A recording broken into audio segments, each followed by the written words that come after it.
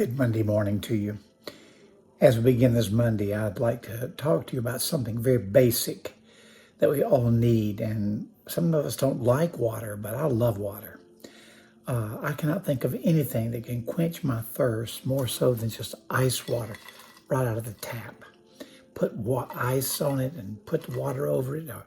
Some people, are into getting water out of the bottles, the plastic bottles. Doris and I have a dispenser that's filtered on the refrigerator. And so it tastes so good whenever you're thirsty. Regardless winter or summer or spring, it always tastes so good.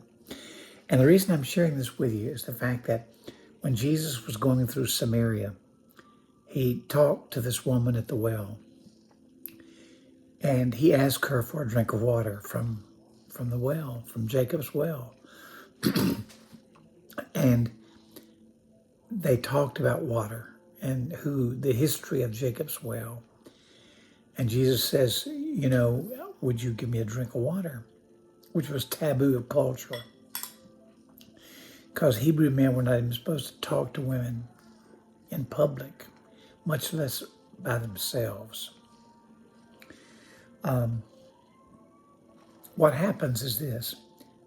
She says, you don't have any way to get water out of this well. I do.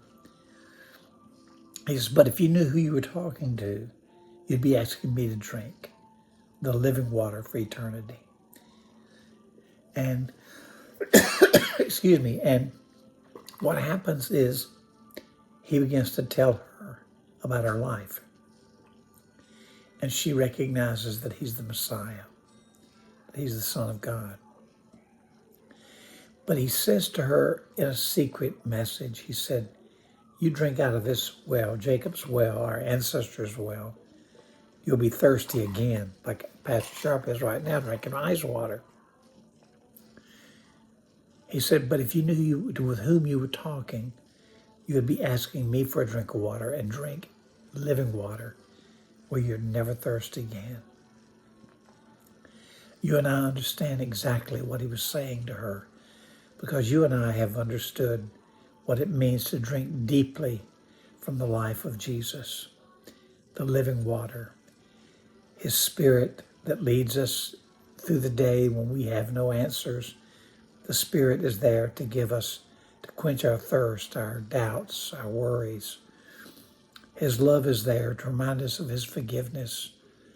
It is the eternal living water that springs up in our lives because we are receptive to knowing who gives the water.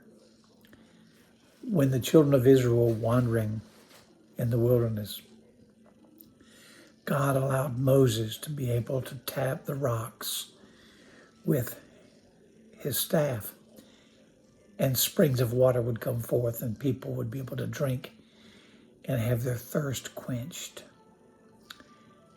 I want you to know something. When we are fully known in heaven, we will not have to worry about drinking water ever again, eating ever again.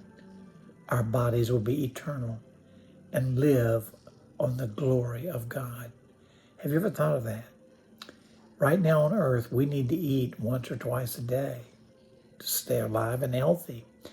When we get to heaven, we won't need that.